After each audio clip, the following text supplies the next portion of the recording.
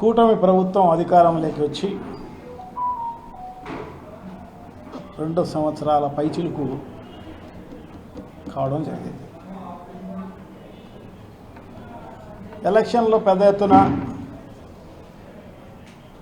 మేనిఫెస్టోలో అబద్ధాలని చెప్పి మోసాలు చేసి, అదే కాకుండా ఈవీఎం మోసంతో అధికారం వచ్చిన ఈ కూటమి ప్రభుత్వం ఎప్పటికీ కూడా అబద్ధాలు చెప్పే కార్యక్రమమే జరుగుతుంది, మోసం చేసే కార్యక్రమమే జరుగుతుంది. సో అదిగాక మొన్న మహానాడు, కడపలో జరిగిన మహానాడు కార్యక్రమంలో వారానికి స్టీల్ ప్లాంటు భూమి పూజ అంటే ప్రారంభోత్సవం చేస్తాం, అది పూర్తి చేస్తాం, 2 ఏళ్లలో పూర్తి చేస్తామని చెప్పేసి చెప్పడం జరిగింది. దాని తర్వాత ఇప్పుడు 1.5 సంవత్సరం అయిపోయింది. సో అతిగతి లేకుండా ఉన్న పరిస్థితి అది. సో అదే కాకోకుండా సో ఇప్పుడు కొత్తగా 3వ తారీఖు, జూలై 3వ తారీఖు చంద్రబాబు నాయుడు గారి ఫౌండేషన్ స్టోన్ అని చెప్పేసి పేపర్లో చూడడం జరుగుతోంది. చాలా సంతోషం. ఇప్పటికైనా అది కార్యరూపం దాల్చి ఆ స్టీల్ ప్లాంటు పూర్తి అయిపోతే స్థానికులకు ఉద్యోగం వస్తుంది. ఉద్యోగాలు రావడమే కాకుండా కొంచెం ఆర్థికంగా కూడా ఈ జిల్లా అభివృద్ధి చెందేదానికి అవకాశం ఉంటుంది. సో దీన్ని ఫౌండేషన్ అనేది ఎన్నిసార్లు వేస్తారు? గతంలో 2005 అనుకుంటా రాజశేఖర రెడ్డి గారు, ఎందుకంటే ఎవరికి రాని ఆలోచనల కడప జిల్లాలో స్టీల్ ప్లాంట్ పెట్టవచ్చు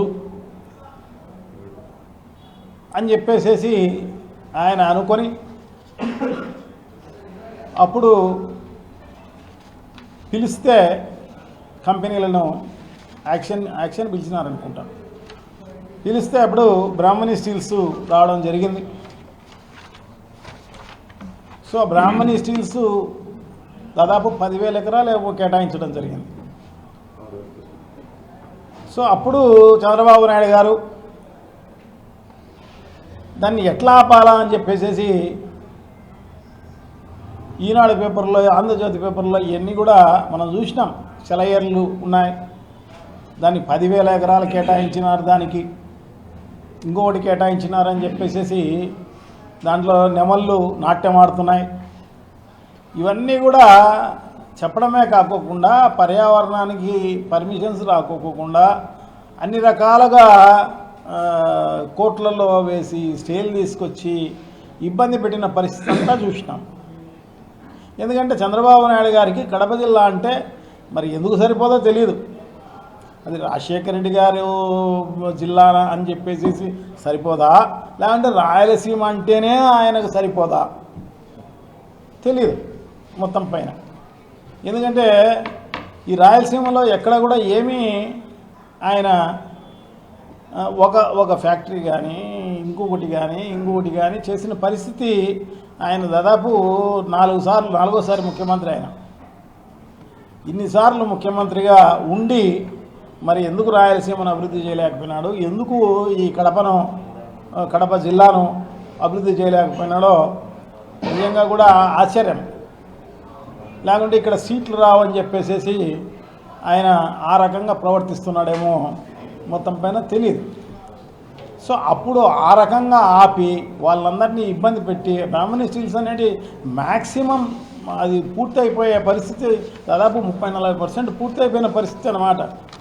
సో దానికి సంబంధించిన ఎక్విప్మెంట్ రావడం జరిగింది, అన్నీ రావడం జరిగింది. సో అన్నీ వచ్చి అది వీళ్ళు చేసిన కార్యక్రమాల వల్ల బ్యాంకులు బ్యాకౌట్ అయిపోయి దాని తర్వాత ఆ రకంగా అది మూలపడిన పరిస్థితి అన్నమాట. సో దాని తర్వాత వచ్చిన ముఖ్యమంత్రులు ఎవరు కూడా దాన్ని కానీ ఇంకొకటి దాన్ని కానీ పట్టించుకున్న పరిస్థితి లేదు. సో మళ్ళీ ఎందుకంటే 2018లో చంద్రబాబు నాయుడు గారు ఇది వదిలేసేసి కంబాల్ దిన్నెలో ఫౌండేషన్ వేయడం జరిగింది 2018లో ఎలక్షన్లకు ముందు. ఎందుకంటే ఎలక్షన్లలో అట్లా వేస్తే ఏమన్నా మంచిది జరుగుతుందేమో అని చెప్పేసి అనుకున్నాడో ఏమో, మొత్తం పైన దాని ఫౌండేషన్ స్టోన్ అయితే వేయడం జరిగింది. వేసిన తర్వాత దానిపైన 1 ఇంచు కదలలేదు, మళ్ళీ 1 ఇంచు.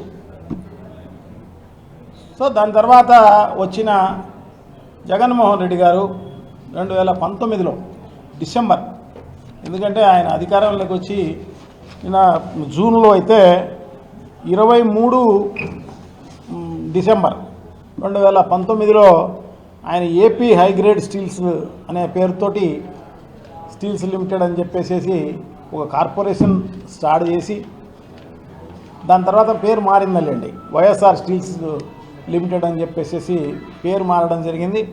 దాంతో ఏపీ ఐఐసి వాళ్ళు 3500 ఎకరాలు అక్వైర్ చేసి, దాంట్లో మ్యాక్సిమం గవర్నమెంట్ ల్యాండే, దాంతో కొంత ల్యాండ్ అక్విజిషన్ కూడా 35 కోట్లు ఏమో పెట్టి ల్యాండ్ అక్విజిషన్ కూడా పూర్తి చేయడం జరిగింది.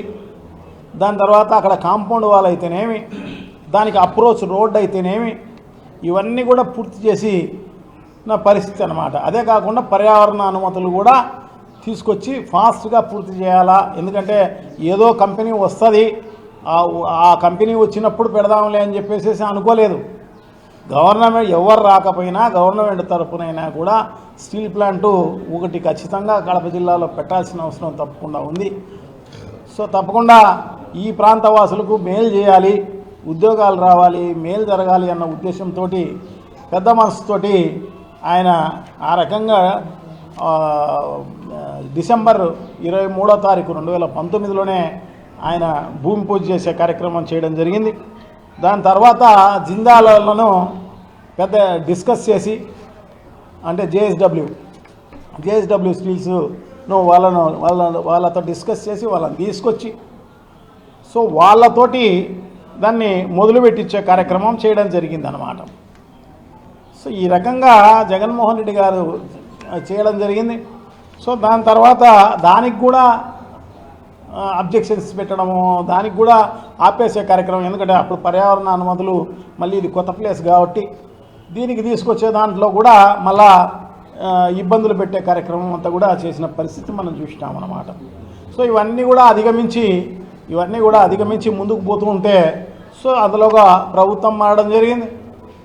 ప్రభుత్వం మారడి తర్వాత చంద్రబాబు నాయుడు గారు వచ్చిన తర్వాత ఇదే జేఎస్డబ్ల్యూ సంబంధించిన ఎండీని దానిపైన కేసు బుక్ చేసి ఆయన లోపలేసే కార్యక్రమం చేయడం జరిగింది. మరి ఎందుకో ఆయన ఏదో పలుకుబడి ఉందో లేదో ఏమో కానీ మొత్తం పైన ఆయన అరెస్ట్ చేయలేదు, కానీ కొందరు అధికారులను అరెస్ట్ చేసి వాళ్ళని భయపెట్టే కార్యక్రమం అంతా చేయడం జరిగిందనమాట. ఈ ప్రభుత్వం రాగానే చేసిన పరిస్థితి అది. సో ఆ రకంగా భయపెట్టే కార్యక్రమం చేయడమే కాకుండా, సో మళ్ళీ ఆ స్టీల్ ప్లాంట్ కూడా పట్టించుకున్న పరిస్థితి లేదన్నమాట. సో మళ్ళీ అదే జిందాలోనే మళ్ళా ఇప్పుడు, అంటే గతంలో జగన్మోహన్ రెడ్డి గారి ఆధ్వర్యంలో జిందాలోళ్ళు రావడం జరిగింది. సో మళ్ళీ వాళ్ళనే తీసుకొచ్చి ఇదేదో పాత సీసాలో కొత్త సార్ అన్నట్టు ఇప్పుడు కొత్తగా మళ్ళీ ఫౌండేషన్ వేసే కార్యక్రమం.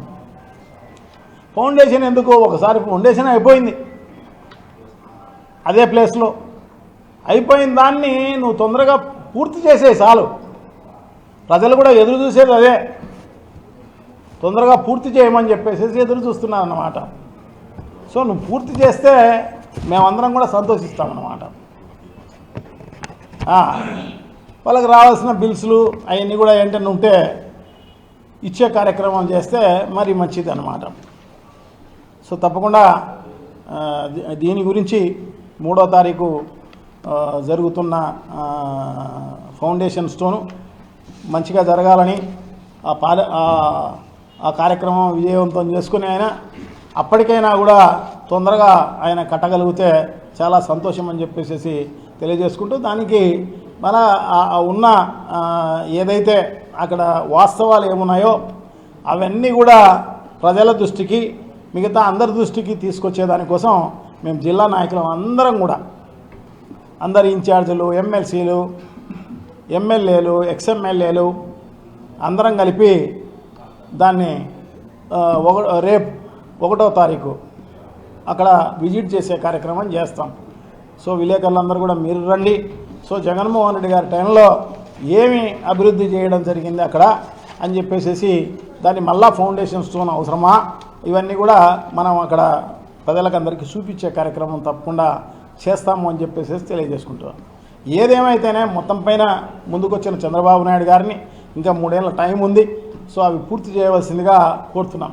ఎందుకంటే జగన్మోహన్ రెడ్డి గారు అప్పుడు కరోనా వచ్చింది 2 ఏళ్ళు వచ్చినా కూడా 2 ఏళ్ళ అది ఎందుకంటే డిసెంబర్లో అది ఫౌండేషన్ స్టోన్ వేసినా దాని తర్వాత కరోనా వచ్చింది. కరోనా వచ్చిన తర్వాత 2 ఇయర్స్ ల్యాగ్ అయిపోయిన తర్వాత మళ్ళీ ఏమాత్రం మొక్కవు అని నమ్మకంతో విశ్వాసంతో అవన్నీ కూడా పూర్తి చేసి అవన్నీ కూడా మొదలుపెట్టి కార్యాచరణలో ఉన్న కార్యక్రమంలో అంతరాయం చేసిన పరిస్థితి చంద్రబాబు నాయుడు గారికి ఉంది. ఇటువంటివన్నీ ఏమి చేయకూడదు. ఆయన నైజం కూడా అటువంటిదే అన్నమాట.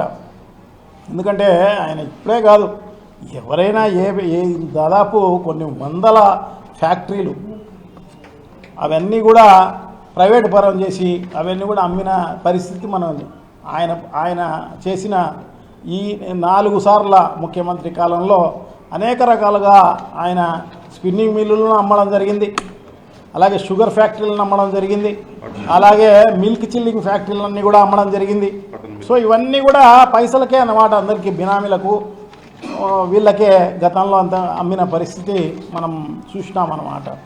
సో అదే కాకుండా ఇప్పుడైతే మళ్ళీ టూరిజం సంబంధించిన ఆస్తులు అమ్మే కార్యక్రమం, మున్సిపాలిటీకి సంబంధించిన ఆస్తులు అమ్మే కార్యక్రమం, ఆర్టీసీకి సంబంధించి అమ్మే కార్యక్రమం. సో ఇది అదేనే లేదు, ఏదైనా అమ్మేసే కార్యక్రమం. అదే కాకుండా మెడికల్ కాలేజీలు అమ్మే కార్యక్రమం, పోర్టులు అమ్మే కార్యక్రమం, ఫిషింగ్ హార్బర్లు అవి కూడా అమ్మే కార్యక్రమం. సో ఈ రకంగా ఆ నైజం మారాల్సిన అవసరం తప్పకుండా ఉంది. సో ఇవన్నీ కూడా ప్రైవేటు పరం చేయడమో లేకుంటే అమ్ముకోవడమో లేకుంటే ఈ రకంగా చేసే కార్యక్రమం మానేసి ఆయన ఈ అసెట్ క్రియేషన్ చేసే కార్యక్రమం, ఎందుకంటే సంపద సృష్టి అని ఆయన రావడం జరిగింది. సో ఇప్పుడు ఆ రకమైన అసెట్ క్రియేషన్ చేయాల్సిందిగా ఆయనకు తెలియజేసుకుంటూ తొందరగా ఇది పూర్తి చేసి ప్రజలకు ఉపయోగపడే విధంగా చేయాలి అని చెప్పేసి మేము వైఎస్ఆర్ కాంగ్రెస్ పార్టీ తరఫున డిమాండ్ చేస్తున్నాం అన్నమాట. ఇది జగన్మోహన్ రెడ్డి గారు ఆనాడు భూమి పూజ అన్నమాట, 2019కి సంబంధించి భూమి పూజ చేసిన కార్యక్రమం అన్నమాట.